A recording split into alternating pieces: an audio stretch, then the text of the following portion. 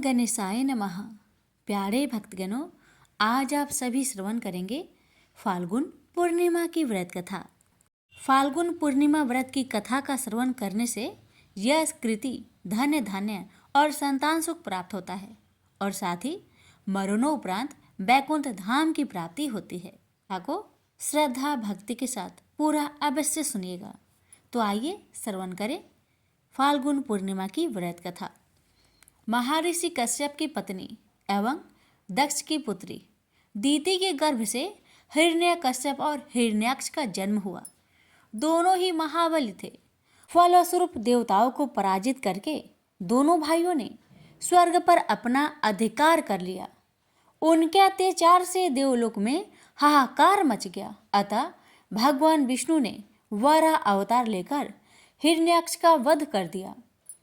अपने भाई की मृत्यु से क्रोध होकर हिरण्यकश्यप भगवान विष्णु को अपना शत्रु मान बैठा और उनसे प्रतिशोध लेने के लिए भगवान ब्रह्मा की तपस्या करने लगा।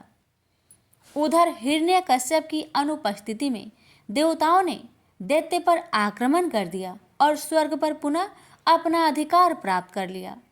हिरण्यकश्यप की पत्नी कयाधु उस समय गर्भवती थी, जिसे देवराज इंद्र ने बंदी बना लिया। वो कयाधु को लेकर अमरावती जा रहे थे, तभी मार्ग में उन्होंने देव ऋषि नारद मिल गए। नारद जी ने इंद्र के साथ कयाधु को देखकर बोले, देवराज, आप इसे लेकर कहाँ जा रहे हैं? ये सुनकर इंद्र ने कहा, हे देव ऋषि, कयाधु गर्भवती है। इसके गर्भ में हिरण्यकश्यप जैसे दुष्ट आत्मा का अंश है, जिसका वध करके मैं इसे छोड़ दूंगा। इस पर देव ऋषि नारद बोले, इसके गर्भ में तो श्री नारायण का परम भक्त है, अतः इसे छोड़ दो। इंद्र नारद मुनि की ये बात सुनकर देवराज ने कयाधु को छोड़ दिया। देव ऋषि नारद हिरण्यकश्यप की पत्नी को अपने आश्रम ले आए और बोले, बेटी, जब तक हिरण्यकश्यप की तपस्या पूरी नहीं हो जाती, तुम निश्चिंत होकर यहीं रहो। तब से कयाधु देव ऋषि नारद के आश्रम में रहने लगी और उनके दिव्य प्रवचनों का रसपान भी करती रही, जिसका गर्भ में पल रहे शिशु पर बहुत गहरा प्रभाव हुआ। जब समय आया तो कयाधु ने एक पुत्र को जन्म दिया, जिसका नाम रखा गया प्रहलाद। इधर हिरण्यकश्यप की तपस्या जब पूरी हो गई तो ब्रह्मा जी ने प्रसन्न होकर उसे मनोवांछित वर प्रदान किया, जिसके पश्चात वो अपने राज्य वापस लौट आया। कयाधु भी प्रहलाद को लेकर अपने पति के पास चली आई। प्रहलाद जब थोड़े बड़े हुए तो एक श्रेष्ठ गुरु मार्गदर्शन में उनकी शिक्षा का प्रबंध किया गया। एक दिन जब हिरण्यकश्यप अपने समस्त मंत्रियों के साथ बैठे हुए थे, तभी प्रहलाद अपने गुरु के साथ वहां आए और पिता को कृतज्ञतापूर्वक प्रणाम किया। ये देखकर हिरण्यकश्यप अति प्रसन्न हुआ और बोला, वत्स प्रहलाद, तुमने अब तक की शिक्षा के दौरान कौन सी सबसे अच्छी बातें सीखी है, मुझे बताओ। ये सुनकर प्रहलाद ने कहा, पिताश्री, मैंने अब तक जो सबसे अच्छी बात सीखी है वो ये है कि जो आदि, मध्य और अंत से रहित अनजन्मा है, इस जगत के पालनहार है, दीन दुखियों के स्वामी है, उन श्री हरि को मैं बारंबार प्रणाम करता हूँ। ये बात सुनकर हिरण्यकश्यप क्रोध से लाल हो उठा। उसने प्रहलाद के गुरु पर चीखते हुए कहा, अरे मूर्ख ब्राह्मण, तूने मेरे इस बालक को मेरे परम शत्रु का गुणगान करने की शिक्षा क्यों दी? प्रहलाद के गुरु ने कहा, देवराज, आप क्रोध त्याग दे, ये बातें मैंने आपके पुत्र को नहीं सिखाई। ये सुनकर हिरण्यकश्यप आश्चर्यचकित हो गया और बोला, पुत्र, बताओ, तुम्हें ये उपदेश, ये शिक्षा किसने दी है? प्रहलाद बोले, हृदय में स्थित भगवान विष्णु ही तो संपूर्ण संसार के उपदेशक है। उनके अतिरिक्त कोई किसी को कुछ नहीं सिखा सकता। ये सुनकर हिरण्यकश्यप क्रोध से पागल हो उठा और बोला, अरे मूर्ख, मेरे सामने ये विष्णु कौन है? तो क्यों बार बार उस दुष्ट का नाम ले रहा है? क्या तू इसका परिणाम जानता है? हिरण्यकश्यप ने प्रहलाद को बहुत समझाया, मृत्यु दंड का भय दिखाकर भी विष्णु भक्ति से दूर करना चाहा, परंतु प्रहलाद के मन से भगवान विष्णु के प्रति श्रद्धा तनिक भी कम ना हुई। इसके पश्चात क्रोधित हिरण्यकश्यप ने अपने सेवकों को आज्ञा दी कि इस दूर आत्मा को मौत के घाट उतार दो। इस शत्रु प्रेमी से मुझे कोई लाभ नहीं है। यह कपूत तो अपने ही कुल का नाश कर देगा। दैत्यराज हिरण्यकश्यप की आज्ञा अनुसार उसके सैनिकों ने प्रहलाद पर तरह तरह के अत्याचार किए और उन्हें मारने का प्रयास किया, परंतु हरि कृपा के कारण वो सब प्रहलाद का बाल भी बांका करने में असमर्थ रहे। हिरण्यकश्यप यह सब देखकर बहुत क्रोधित हुआ। अंततः उसने अपनी बहन होलिका को आदेश दिया कि वो प्रहलाद को गोद में लेकर अग्नि में बैठ जाए, क्योंकि होलिका को यह वरदान प्राप्त था कि अग्नि से उससे कोई हानि नहीं होगी। अपने भ्राता का आदेश मानकर होलिका भक्त प्रहलाद को अपनी गोद में लेकर अग्नि में बैठ गई। उस समय प्रहलाद हाथ जोड़कर आंखें बंद कर निरंतर प्रभु ध्यान में मग्न रहे और नारायण नारायण का जाप करते रहे। हरि कृपा के फल स्वरूप प्रहलाद अग्नि में बैठकर भी सकुशल बच गए, किंतु होलिका उसी आग में जलकर भस्म हो गई। प्रेम से बोलिए लक्ष्मी नारायण की जय। प्राचीन काल की बात है। उज्जैन नगर में तितिक्षु नाम का एक कृषक ब्राह्मण रहता था। उसके परिवार में एक पत्नी, 2 पुत्र तथा एक पुत्री थी। ब्राह्मण बहुत लोभी था। यदि उसकी पत्नी उससे किसी चीज की मांग करती तो कहता, अभी कुछ ही दिन पहले तो मैंने यह चीज मंगवाई थी, बड़ी जल्दी खर्च कर दी, अब कुछ दिन ऐसे ही काम चलाओ। यदि कोई मांगने वाला उसके दरवाजे पर आता तो कहता, भाग यहाँ से, हट्टा कट्टा होकर भी भीख मांगता है। यदि कोई मेहमान उसके घर पर आता तो वह मन ही मन कोढ़ता रहता। पत्नी पुत्र पुत्री ब्राह्मण पर कोढ़ते रहते, किंतु उस पर रत्ती भर भी असर न होता। अपने परिवार संबंधियों के लिए तितिक्षु जितना लोभी था, पर स्त्री और वेश्याओं के लिए उतना ही दयालु था। जब भी मौका मिलता वह वेश्याओं के कोठे पर जा धमकता और उन्हें मनमानी दौलत दे डालता। कुछ समय ऐसे ही बीता। एक दिन बड़े पुत्र ने अपनी माता से कहा, माँ, बहुत दिन से घर में नारायण की कथा नहीं हुई है, तुम कहो तो इस पूर्णिमा को हम कथा करवा ले। माँ बोली, इच्छा तो मेरी भी बहुत है बेटा, लेकिन तुम्हारे पिता से डर लगता है, वे कथा कराने की इजाज़त नहीं देंगे। पुत्र बोला, पिताजी की इजाज़त लेने की जरूरत नहीं पड़ेगी माँ, कथा के लिए मैंने कुछ धन इकट्ठा कर लिए हैं। ब्राह्मण को बताए बिना चुपके चुपके हरि कथा का आयोजन किया गया। जिस दिन कथा हो रही थी, ब्राह्मण को पता चला तो वह गुस्से में भड़कता हुआ वहां पहुंचा और बोला, मेरे बगैर पूछे मेरा धन लुटाया जा रहा है। मैं पूछता हूँ, इस कथा को कराने की क्या जरूरत थी? पुत्र बोला, यह आयोजन मैंने अपने पैसे जोड़ जोड़ कर किया है पिताजी, इसमें आपका एक भी पैसा नहीं लगा है। पिता गुस्से में भड़कता हुआ बोला, खामोश, मेरे ही घर में रहकर मुझसे जुबान लड़ाता है, तत्काल बंद कर दो ये सब ढोंग। मेरे घर में कोई कथा नहीं होगी। परिवार में कलह होते देख कथावाचक पंडित चुपचाप खिसक गए। कथा आयोजन अपूर्ण ही रह गया। ब्राह्मण को पाप कर्म में लिप्त देखकर देवता नाराज हो गए। इंद्र, अग्नि आदि ने विचार विमर्श किया। अग्निदेव बोले, तितिक्षु की पाप अपनी पराकाष्ठा पर पहुंच चुके हैं, उसे दंड देना बहुत जरूरी है। क्यों ना उसका समस्त धन नष्ट कर दिया जाए, क्योंकि धन के बल पर ही वह अनाचार कर रहा है। इंद्र बोले, लेकिन अग्निदेव, उसका पूरा परिवार भगवान पर अटूट श्रद्धा रखता है, कहीं ऐसा ना हो कि तितिक्षु को दंड देते समय उन्हें भी कुछ कष्ट हो। अग्निदेव बोले, ऐसा नहीं होगा, मैं आज ही ब्राह्मणी के मन में ऐसी बात बैठा देता हूँ कि वह परिवार समेत अपने मायके चली जाएगी। जब ब्राह्मण अकेला रह जाएगा तो उसे दंड देना आसान होगा। अग्निदेव ने ब्राह्मणी के मन में ऐसी धारणा बैठा दी कि वह अपने बच्चों के साथ लेकर दूसरे ही दिन मायके चली गई।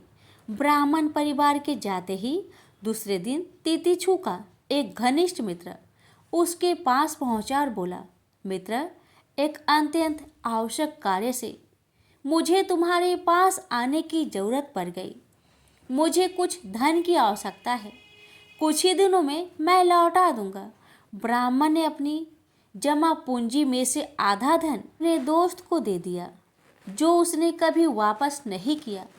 फिर एक दिन वह वैश्य के कोठे पर आग रंग की महफिल में व्यस्त था। कुछ चोर उसके घर में घुसे और उसका बाकी धन लूट कर चले गए। वह जब घर लौटा तो चोरी हुई देखकर अपना सिर पीटने लगा। कोई भी पड़ोसी उसकी मदद या उसे दिलासा देने उसके पास तक नहीं फटका। तो आपस में खुसर फुसर करने लगे। अभी तितिक्षु चोरी के गम से उभर भी नहीं पाया था कि एक दिन उसके घर में आग लग गई। वह चिल्ला चिल्ला कर मदद मांगता रहा, किंतु इस बार भी कोई पड़ोसी उसके जलते घर को बचाने नहीं आया। अब वह बहुत परेशान रहने लगा। कुछ धन मित्र ले गया, कुछ धन चोर ले गया। काफी बड़े धन का हिस्सा अग्नि की भेंट चढ़ गया। एक दिन राजा के 2 सैनिक उसके पास पहुंचे और बोले, तितिक्षु, तुम पर आरोप है कि तुमने कई साल से राजा का कर नहीं चुकाया है, इसलिए राजा ने तुम्हें दरबार में बुलाया है। सैनिक तितिक्षु को लेकर राज दरबार में पहुंचे। राजा ने उसका अपराध सुनाया और कर न देने का कारण उसकी संपूर्ण संपत्ति को कुर्क करने का आदेश देते हुए कहा, इसकी सब संपत्ति कुर्क करके इसे शहर से बाहर निकाल दिया जाए, ताकि अन्य सभी कर चोरों को सबक मिले। तितिक्षु मारा मारा फिरने लगा। उसकी दाढ़ी बढ़ाई, कपड़े फटकर तार तार हो गए। वो जहाँ भी जाता बच्चे उसे पागल समझकर उस पर पत्थर मारते। अंत में जब वह बहुत बेहाल हो गया तो भूखे प्यास से व्याकुल होकर एक पुराने से मंदिर में पहुंचा। पुजारी ने उसे शरण दी। पुजारी बोला, तुमने जरूर पाप कर्म किए हैं, तभी तो तुम्हें ऐसी दरिद्रता का जीवन व्यतीत करना पड़ रहा है। तितिक्षु बोला, तो अब मैं क्या करूं, आप ही बताएं। पुजारी बोला, यदि तुम सच्चे हृदय से अपने पापों का प्रायश्चित करोगे तो प्रभु तुम्हारी अपराध क्षमा कर देंगे। तुम फिर से अपना जीवन सुखमय व्यतीत कर सकोगे। उसी दिन से तितिक्षु ने अपना जीवन भगवान विष्णु के स्मरण में व्यतीत करना आरंभ कर दिया। हरि नाम स्मरण से उसके चेहरे पर ज्ञान की एक नई चमक आ गई। अब वह नित्य लोगों को बुलाकर उन्हें हरि कीर्तन सुनाता और उन्हें नेक कार्य करने की सलाह देता। फिर एक दिन जब वह अपने नगर लौटा तो परिवार और उसके परिचित व्यक्तियों ने उसका भरपूर स्वागत किया तथा सम्मान दिया। जब उसका अंत समय आया तो स्वर्ग से उसे लेने देवदूत आए तथा उसे दिव्य रथ में बैठाकर स्वर्ग ले गए। इस तरह भगवान विष्णु की महिमा से पापी तितिक्षु का उद्धार हो गया। प्रेम से बोलिए लक्ष्मी नारायण की जय। एक बार गणेश जी ने पृथ्वी के मनुष्य की परीक्षा लेने का विचार किया। वे अपना रूप बदलकर पृथ्वी पर भ्रमण करने लगे। उन्होंने एक बालक का रूप बना लिया। एक हाथ में एक चम्मच में दूध ले लिया और दूसरे हाथ में एक चुटकी चावल ले लिए और गली गली घूमने लगे। साथ ही साथ आवाज लगाते चल रहे थे, कोई मेरे लिए खीर बना दे, कोई मेरे लिए खीर बना दे। कोई भी उन पर ध्यान नहीं दे रहा था, बल्कि लोग उन पर हंस रहे थे। वे लगातार एक गांव के बाद दूसरे गांव इसी तरह चक्कर लगाते हुए पुकारते रहे, पर कोई खीर बनाने के लिए तैयार नहीं था। सुबह से शाम हो गई, गणेश जी लगातार घूमते रहे। एक बुढ़िया थी, शाम के वक्त अपनी झोपड़ी के बाहर बैठी हुई थी। तभी गणेश जी वहां से पुकारते हुए निकले कि कोई मेरी खीर बना दे, कोई मेरी खीर बना दे। बुढ़िया बहुत कोमल हृदय वाली स्त्री थी। उसने कहा, बेटा मैं तेरी खीर बना देती हूँ। गणेश जी ने कहा, माई अपने घर में से दूध और चावल लेने के लिए बर्तन ले आओ। बुढ़िया एक कटोरी लेकर जब झोपड़ी के बाहर आई तो गणेश जी ने कहा, अपने घर का सबसे बड़ा बर्तन लेकर आओ। बुढ़िया को थोड़ी झुलझुलाहट हुई, पर उसने कहा, चलो बच्चे का मन रख लेती हूँ। और अंदर जाकर वह अपने घर का सबसे बड़ा पतीला लेकर बाहर आई। गणेश जी ने चम्मच से पतीले में दूध उड़ेलना शुरू किया।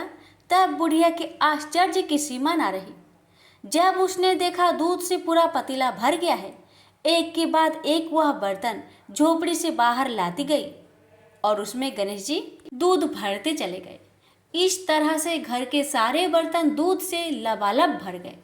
गणेश भगवान ने बुढ़िया से कहा, मैं स्नान करके आता हूँ, तब तक तुम खीर बना लो, मैं वापस आकर खाऊंगा। बुढ़िया ने पूछा, मैं इतनी सारी खीर का क्या करूंगी? इस पर गणपति जी बोले, सारे गांव को दावत दे दो। बुढ़िया ने बड़े प्यार से मन लगाकर खीर बनाई। खीर की भीनी भीनी मीठी मीठी खुशबू चारों दिशाओं में फैल गई। खीर बनाने के बाद वह हर घर में जाकर खीर खाने का न्योता देने लगी। लोग उस पर हंस रहे थे। बुढ़िया के घर में खाने को दाना नहीं और यह सारे गांव को खीर खाने की दावत दे रही है। लोगों को कौतूहल हुआ और खीर की खुशबू से लोग खींचे चले आए। लो, सारा गांव बुढ़िया घर में इकट्ठा हो गया। जब बुढ़िया की बहू को दावत की बात मालूम हुई तब वह सबसे पहले वहां पहुंच गई। उसने खीर से भरे पतीलों को जब देखा तो उसके मुंह में पानी आ गया। उसे बड़ी जोर से भूख लगी हुई थी। उसने एक कटोरी खीर निकाली और दरवाजे के पीछे बैठकर खाने को तैयार करने लगी। इसी बीच एक छींटा गिर गया और गणपति जी का भोग लग गया और वो प्रसन्न हो गए। पूरे गांव को खाने की दावत देकर बुढ़िया वापस अपने घर आई। उसने देखा बालक वापस आ गया था। बुढ़िया ने कहा, बेटा खीर तैयार है, भोग लगा लो। गणपति जी बोले, माँ भोग तो लग चुका है, मेरा पेट पूरी तरह से भर गया है, मैं तृप्त हूँ, अब तू खा, अपने परिवार और गांव वालों को खिला। बुढ़िया ने कहा, यह तो बहुत ज्यादा है, सबका पेट भर जाएगा, इसके बाद भी यह बच जाएगी।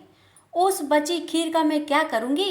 इस पर गणेश जी बोले, उस बची खीर को रात में अपने घर के चारों कोनों में रख देना। और बुढ़िया ने ऐसा ही किया। जब सारा गांव जी भरकर खा चुका तब भी ढेर सारी खीर बच गई। उसने उसके पत्रों को अपने घर के चारों तरफ रख दिया। वहां उठकर उसने क्या देखा? पतीले में खीर के स्थान पर हीरे, जवाहरात और मोती भर गए हैं। बहुत खुश हुई। उसकी सारी दरिद्रता दूर हो गई। वह आराम से रहने लगी। उसने गणपति जी का एक भव्य मंदिर बनवाया और साथ में एक बड़ा सा तालाब भी खुदवाया। इस तरह उसका नाम दूर दूर तक प्रसिद्ध हो गया। उस जगह वार्षिक मेले लगने लगे। लोग गणेश जी की कृपा प्राप्त करने के लिए उस स्थान पर पूजा करने और मान्यताएं मानने के लिए आने लगे। गणेश जी सबकी मनोकामनाएं को पूरी करने लगे। प्रेम से बोलिए गणेश भगवान की जय। तुलसी से जुड़ी एक कथा बहुत प्रचलित है। श्रीमद् देवी भागवत पुराण में इनके अवतरण की दिव्य लीला कथा भी बनाई गई है। एक बार शिव ने अपने तेज को समुद्र में फेंक दिया था। उससे एक महातेजस्वी बालक ने जन्म लिया। यह बालक आगे चलकर जलंधर के नाम से पराक्रमी दैत्य राजा बना। इसकी राजधानी का नाम जलंधर नगरी था। दैत्यराज कालनेमी की कन्या वृंदा का विवाह जलंधर से हुआ। जलंधर महाराक्षस था। अपनी सत्ता के मद में चूर उसने माता लक्ष्मी की पाने की कामना से युद्ध किया, परंतु समुद्र से ही उत्पन्न होने के कारण माता लक्ष्मी ने उसे अपने भाई के रूप में स्वीकार किया। वहां से पराजित होकर वह देवी पार्वती को पाने की लालसा से कैलाश पर्वत पर गया।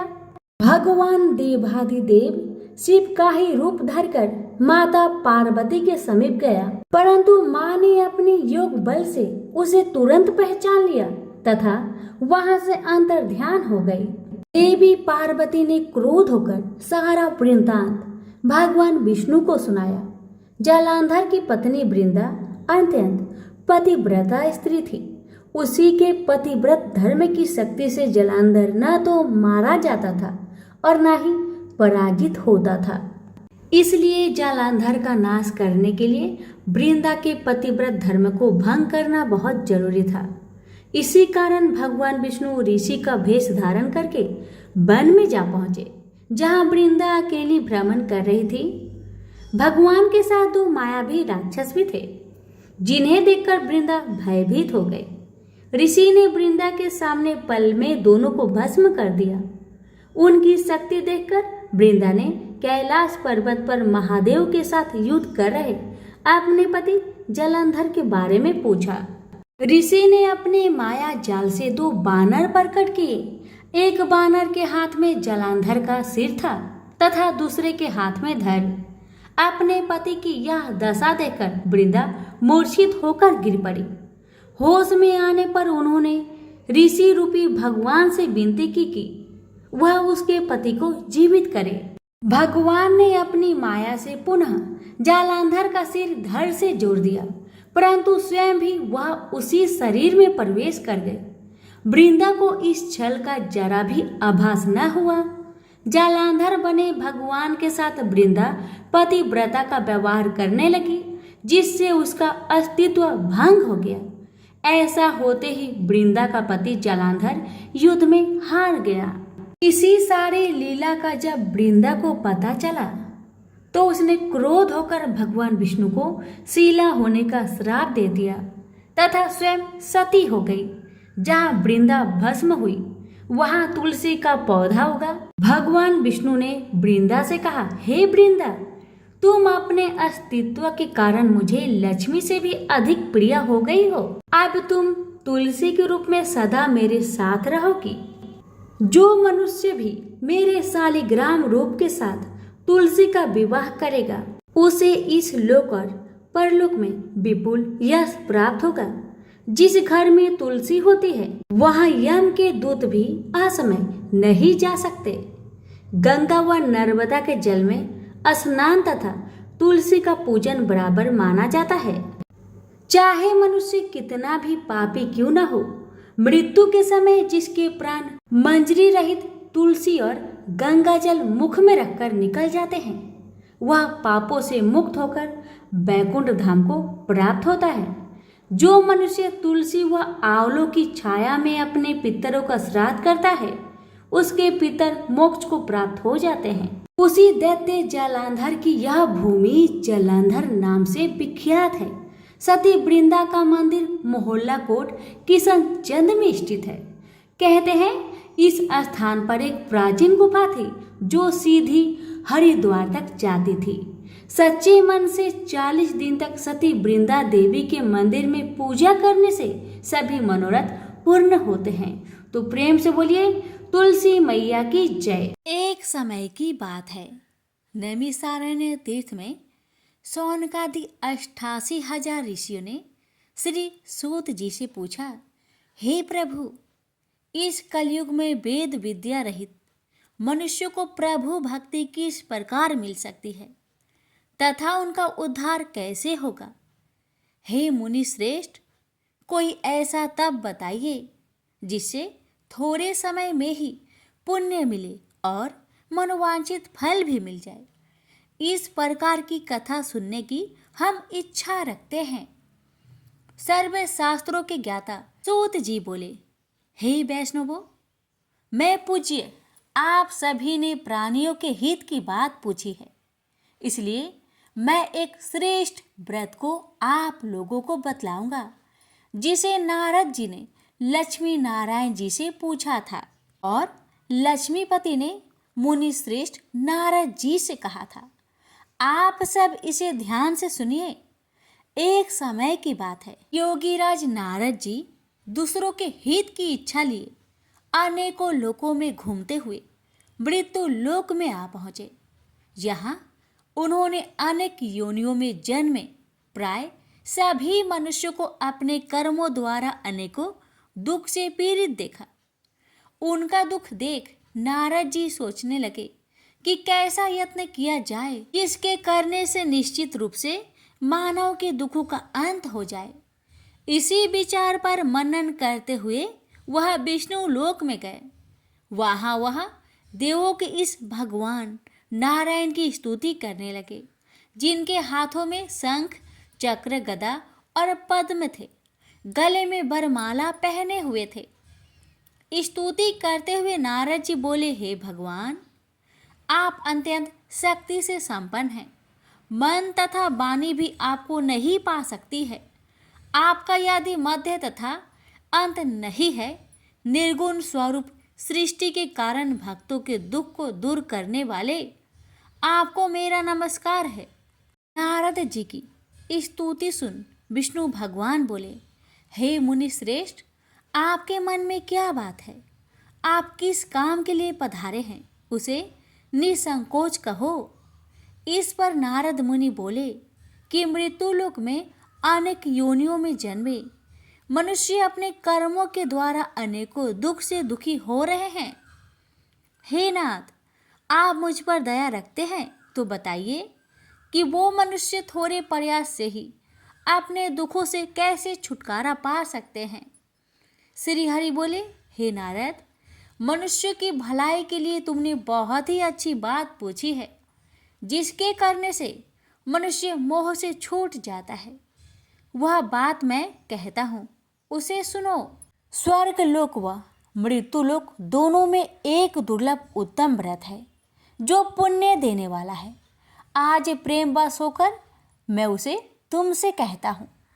श्री सत्यनारायण भगवान का यह व्रत अच्छी तरह विधान पूर्वक करके मनुष्य तुरंत ही यहाँ सुख भोग कर मरने पर मोक्ष पाता है।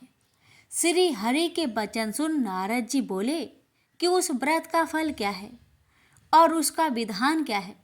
यह व्रत किसने किया था, इस व्रत को किस दिन करना चाहिए, सभी कुछ विस्तार से बताए।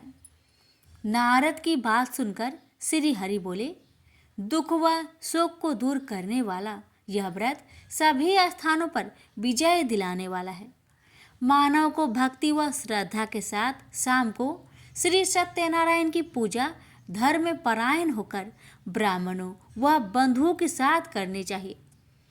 भक्ति भाव से ही नैवेद्य केले का फल, घी, दूध और गेहूं का आटा सवाया ले। गेहूं के स्थान पर साठी का आटा, शक्कर तथा गुड़ लेकर वह सभी भक्षण योग्य पदार्थों को मिलाकर भगवान का भोग लगाए। ब्राह्मणों सहित बंधु बांधवों को भी भोजन कराए। उसके बाद स्वयं भोजन करे और भजन कीर्तन के साथ भगवान की भक्ति में लीन हो जाए। इस तरह से सत्यनारायण भगवान का यह व्रत करने पर मनुष्य की सारी इच्छाएं निश्चित रूप से ही पूरी होती है। इस कली काल अर्थात कलयुग में मृत्यु लोक में मोक्ष का यही एक सरल उपाय है। इति श्री सत्यनारायण व्रत कथा प्रथम अध्याय संपूर्ण। श्रीमन नारायण नारायण नारायण, भज मन नारायण नारायण नारायण। श्री सत्यनारायण भगवान की जय।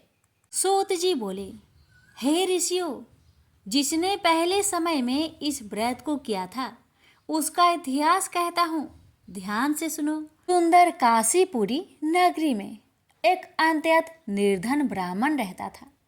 भूख प्यास से परेशान हुआ धरती पर घूमता रहता था। ब्राह्मणों से प्रेम करने वाले भगवान ने एक दिन ब्राह्मण का भेष धारण कर उसके पास जाकर पूछा, हे ब्रीप, नित्य दुखी होकर तुम पृथ्वी पर क्यों घूमते हो? दीन ब्राह्मण बोला, मैं निर्धन ब्राह्मण हूँ, भिक्षा के लिए धरती पर घूमता हूँ। हे भगवान, यदि आप इसका कोई उपाय जानते हो तो बताइए। वृद्ध ब्राह्मण कहता है कि सत्यनारायण भगवान मनोवांछित फल देने वाले हैं, इसलिए तुम उनका पूजन करो। इसे करने से मनुष्य सभी दुखों से मुक्त हो जाता है। वृद्ध ब्राह्मण बनकर आए सत्यनारायण भगवान उस निर्धन ब्राह्मण को व्रत का सारा विधान बताकर अंतर्ध्यान हो गए। ब्राह्मण मन ही मन सोचने लगा कि जिस व्रत को वृद्ध ब्राह्मण करने को कह गया है मैं उसे जरूर करूँगा। यह निश्चय करने के बाद उसे रात में नींद नहीं आई। वह सवेरे उठकर सत्यनारायण भगवान के व्रत का निश्चय कर भिक्षा के लिए चला गया। उस दिन निर्धन ब्राह्मण को भिक्षा में बहुत धन मिला, जिससे उसने बंधु बांधवों के साथ मिलकर श्री सत्यनारायण भगवान का व्रत संपन्न किया। भगवान सत्यनारायण का व्रत संपन्न करने के बाद वह निर्धन ब्राह्मण सभी दुखों से छूट गया और अनेक प्रकार की संपत्तियों से युक्त हो गया। उसी समय से यह ब्राह्मण हर माह इस व्रत को करने लगा। इस तरह से सत्यनारायण भगवान के व्रत को जो भी मनुष्य करेगा वह सभी प्रकार के पापों से छूटकर मोक्ष को प्राप्त होगा। जो मनुष्य इस व्रत को करेगा वह भी सभी दुखों से मुक्त हो जाएगा। सूत जी बोले कि इस तरह से नारद जी से नारायण जी का कहा हुआ श्री सत्यनारायण व्रत को मैंने तुमसे कहा, हे वृपो, मैं अब और क्या कहूँ। ऋषि बोले, हे मुनिवर, संसार में उस व्रीप से सुनकर और किस किस ने इस व्रत को किया, हम सब इस बात को सुनना चाहते हैं। इसके लिए हमारे मन में श्रद्धा का भाव है। सूत जी बोले, हे मुनियों, जिस जिसने इस व्रत को किया है वह सब सुनो। एक समय वही व्रीप धन व ऐश्वर्य के अनुसार अपने बंधु बांधवों के साथ इस व्रत को करने को तैयार हुआ। उसी समय एक लकड़ी बेचने वाला बूढ़ा आदमी आया और लकड़ियां बाहर रखकर अंदर ब्राह्मण के घर में गया। प्यास से दुखी वह लकड़हारा उनको व्रत करते देख व्रीप को नमस्कार कर पूछने लगा कि आप यह क्या कर रहे हैं तथा इसे करने से क्या फल मिलेगा, कृपया मुझे भी बताइए। ब्राह्मण ने कहा कि सब मनोकामनाओं को पूरा करने वाला यह सत्यनारायण भगवान का व्रत है। इनकी कृपा से ही मेरे घर में धन्य धान्य आदि की वृद्धि हुई है। व्रीप से सत्यनारायण व्रत के कथा के बारे में जानकर लकड़हारा बहुत प्रसन्न हुआ। चरणामृत लेकर वह प्रसाद खाने के बाद वह अपने घर गया। लकड़हारे ने अपने मन में संकल्प किया कि आज लकड़ी बेचने से जो धन मिलेगा उसी से श्री सत्यनारायण भगवान का उत्तम व्रत करूँगा। मन में इस विचार को ले बूढ़ा आदमी सिर पर लकड़ियाँ रख उस नगर में बेचने गया जहाँ धनी लोग ज्यादा रहते थे। उस नगर में उसे अपनी लकड़ियों का दाम पहले से 4 गुना अधिक मिलता है। बूढ़ा प्रसन्नता के साथ दाम लेकर केले, शक्कर, घी, दूध, दही और गेहूं का आटा ले और सत्यनारायण भगवान की व्रत की अन्य सामग्रियां लेकर अपने घर गया। वहां उसने अपने बंधु बांधवों को बुलाकर विधि विधान से सत्यनारायण भगवान का पूजन और व्रत किया। इस व्रत के प्रभाव से वह बूढ़ा लकड़हारा धन पुत्र आदि से युक्त होकर संसार के समस्त सुख भोग अंतकाल में बैकुंठ धाम को चला गया। इति श्री सत्यनारायण व्रत कथा 2 अध्याय संपूर्ण। श्रीमन नारायण नारायण नारायण भज मन नारायण नारायण नारायण। श्री सत्यनारायण भगवान की जय। सूत जी बोले, हे श्रेष्ठ मुनियों, अब आगे की कथा कहता हूँ। पहले समय में उल्कामुख नाम का एक बुद्धिमान राजा था। वह सत्य वक्ता और जितेंद्रिय था।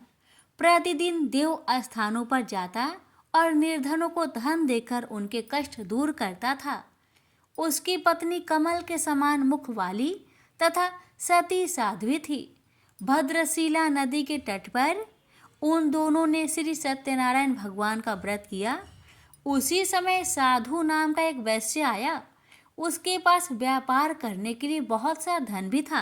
राजा को व्रत करते देखकर वह विनय के साथ पूछने लगा, हे राजन, भक्ति भाव से पूर्ण होकर आप यह क्या कर रहे हैं? मैं सुनने की इच्छा रखता हूँ, तो आप मुझे बताए। राजा बोले, हे साधु, अपने बंधु बांधवों के साथ पुत्र आदि की प्राप्ति के लिए एक महाशक्तिमान श्री सत्यनारायण भगवान का व्रत व पूजन कर रहा हूँ। राजा के वचन सुन साधु आदर से बोला, हे राजन, मुझे इस व्रत का सारा विधान कहिए।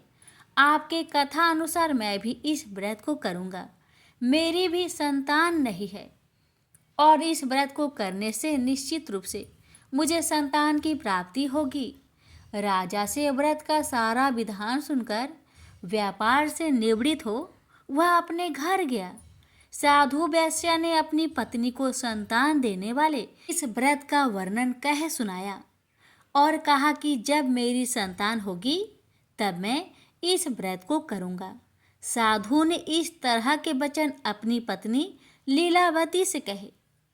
एक दिन लीलावती पति के साथ आनंदित हो सांसारिक धर्म में प्रवृत्त होकर सत्यनारायण भगवान की कृपा से गर्भवती हो गई। 10वें महीने में उसके गर्भ से एक सुंदर कन्या ने जन्म लिया। दिनों दिन वह ऐसे बढ़ने लगी जैसे कि शुक्ला पक्ष का चंद्रमा बढ़ता है। माता पिता ने अपनी कन्या का नाम कलावती रखा। एक दिन लीलावती ने मीठे शब्दों में अपने पति को याद दिलाया कि आपने सत्यनारायण भगवान के जिस व्रत को करने का संकल्प किया था उसे करने का समय आ गया है। आप इस व्रत को करिए। साधु बोला कि हे प्रिय, इस व्रत को मैं उसके विवाह पर करूँगा। इस प्रकार अपनी पत्नी को अवशासन देकर वह नगर को चला गया। कलावती पिता के घर में रह वृद्धि को प्राप्त हो गई। साधु ने एक बार नगर में अपनी कन्या को सखियों के साथ देखा तो तुरंत ही दूत को बुलवाया और कहा कि मेरी कन्या की योग वर देखकर आओ। साधु की बात सुनकर दूत कंचन नगर में पहुंचा और वहां देखभाल कर लड़की के सुयोग बनिक पुत्र को ले आया। सुयोग लड़के को देख साधु ने बंधु बांधवों को बुलाकर अपनी पुत्री का विवाह कर दिया। लेकिन दुर्भाग्य की बात ये कि साधु ने अभी भी श्री सत्यनारायण भगवान का व्रत नहीं किया। इस पर श्री भगवान क्रोधित हो गए और श्राप दिया कि साधु को अत्यधिक दुख मिले। अपने कार्य में कुशल साधु बनिया जमाई को लेकर समुद्र के पास स्थित होकर रत्नासारपुर नगर में गया। वहां जाकर दामाद ससुर दोनों मिलकर चंद्रकेतु राजा के नगर में व्यापार करने लगे। एक दिन भगवान सत्यनारायण की माया से एक चोर राजा का धन चुराकर भाग रहा था। उसने राजा के सिपाहियों को अपना पीछा करते देख चुराया हुआ धन वहां रख दिया जहां साधु अपने जमाई के साथ ठहरा हुआ था। राजा के सिपाहियों ने साधु वैश्या के पास राजा का धन पड़ा देखा तो वह ससुर जमाई दोनों को बांधकर प्रसन्नता से राजा के पास ले गए और कहा कि उन दोनों चोरों को हम पकड़ लाए हैं, आप आगे की कार्रवाई की आज्ञा दे। राजा की आज्ञा से उन दोनों को कठिन कारावास में डाल दिया गया और उनका सारा धन भी उनसे छीन लिया गया। श्री सत्यनारायण भगवान के शराप से साधु की पत्नी भी बहुत दुखी हुई। घर में जो धन रखा था उसे चोर चुरा ले गए। शारीरिक तथा मानसिक पीड़ा व भूख प्यास से अति दुखी हो अन्न की चिंता में कालावती के ब्राह्मण के घर गई। वहां उसने श्री सत्यनारायण भगवान का व्रत होते देखा। फिर कथा भी सुनी। वह प्रसाद ग्रहण कर वह रात को घर वापस आई। माता ने कलावती से पूछा कि हे पुत्री, अब तक तुम कहाँ थी? तेरे मन में क्या है? कलावती ने अपनी माता से कहा, हे माता, मैंने एक ब्राह्मण के घर में श्री सत्यनारायण भगवान का व्रत देखा है। कन्या के वचन सुन लीलावती भगवान की पूजन की तैयारी करने लगी। लीलावती ने परिवार व बंधुओं सहित सत्यनारायण भगवान का पूजन किया और उनसे वर मांगा कि मेरे पति तथा जमाई शीघ्र घर आ जाए।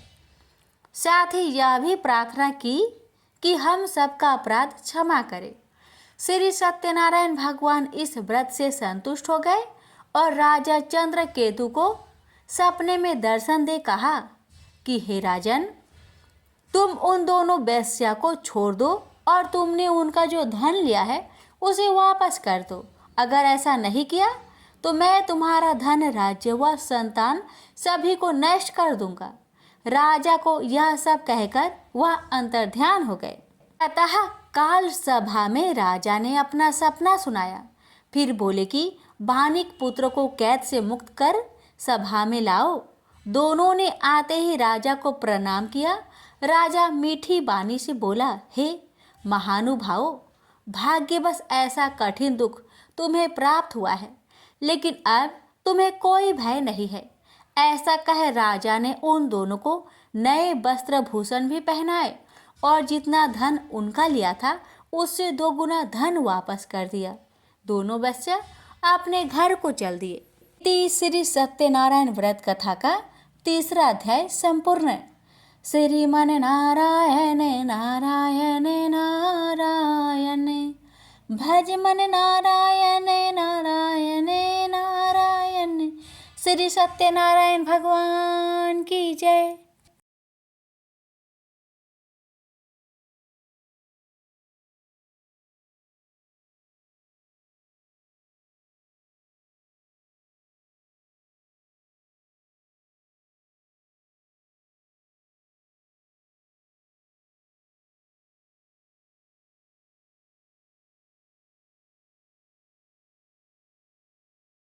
सूत जी बोली, वेश्या ने मंगलाचार कर अपनी यात्रा आरंभ की और अपने नगर की ओर चल दिया।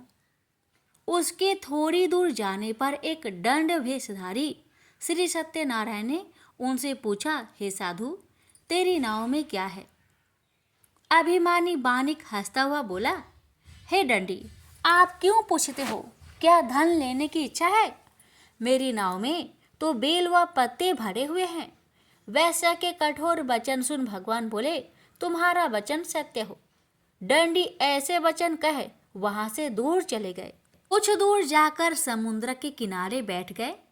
दंडी के जाने के बाद साधु वैश्या ने नित्य क्रिया के पश्चात नाव को ऊंची उठते देखकर अचंभा माना और नाव में बेल पत्ते आदि देख वह मूर्छित हो जमीन पर गिर पड़ा।